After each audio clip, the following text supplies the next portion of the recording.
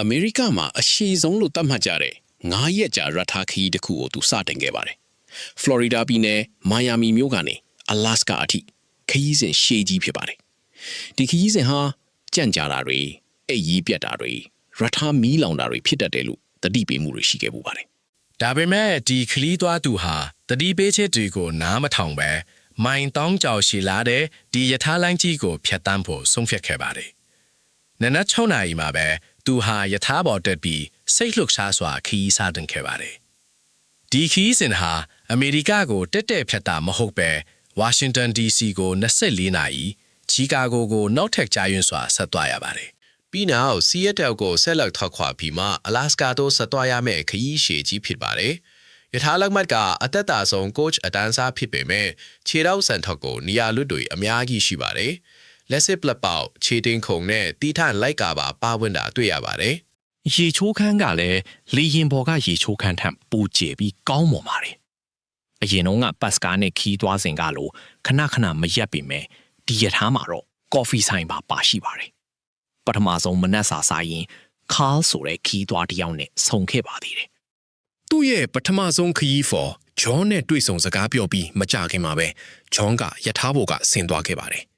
ပြီးတော့သူ့အဖေကိုမွေးနေ့လက်ဆောင်ပေးဖို့အတွက်ခရီးစဉ်တစ်လျှောက်လုံးဖုန်းပြောစကားပြောတန်တွေကို CD ထဲထည့်ပြီးမှတ်တမ်းတင်ခဲ့ပါတယ်။နေလန်စာထက်ပါက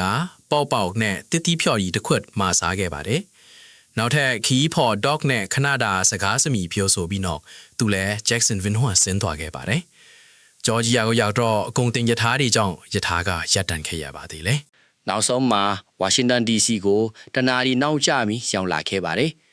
ရထားဘူတာကိုလည်းလှည့်ပတ်ကြည့်ရှုခဲ့ပြီးချီကာဂိုကိုဆက်သွားမယ်နောက်ရထားခရီးအတွက် roommate အခန်းကိုရွေးချယ်ခဲ့ပါတယ်။ roommate အခန်းမှာလိုက်ကနှစ်ထပ်ကိုပိုင်းတကားလေးအေးပေးဆက်မီးချောင်းတို့ပါဝင်ပါတယ်။စာပွဲခုံကိုလည်းစစ်တွေ့ရင်ခုံအဖြစ်အသုံးပြုလို့ရပါတယ်။အခန်းထဲမှာအင်တာပါပြီးရေချိုးခန်းလည်းရှိပါတယ်။အပေါ်ထပ်ကနေဆွဲချလို့ရတဲ့အိဒါကတော့အန်တိုးစရာပါပဲ။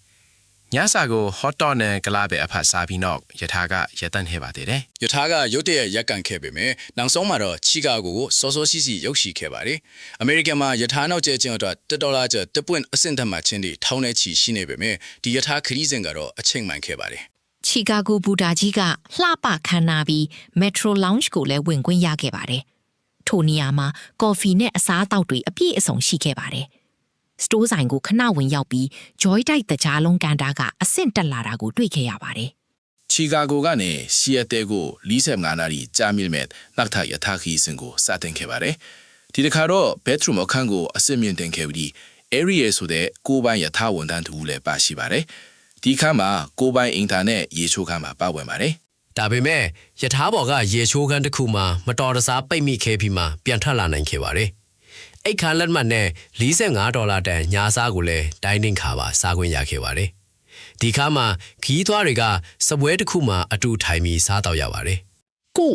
ပေါနဲ့မာရာတို့နဲ့အတူညစာစားရင်အလာစကာကိုသွားမဲ့သူတွေကြီးတွေ့ခဲ့ရပါတယ်။အစားအသောက်တွေကိုလည်းတန်ဖိုးဖြတ်ခဲ့ကြပြီးအကောင်းဆုံးလို့သတ်မှတ်ခဲ့တဲ့ဘာဂါကိုတော့ထီးဆောင်ပြီးခဲ့ပါသေးတယ်။ညဘက်မှာ observation ကားကိုတွားရောက်လေ့လာပြီးဖခင်နဲ့ဖုန်းပြောခဲ့ပါသေးတယ်။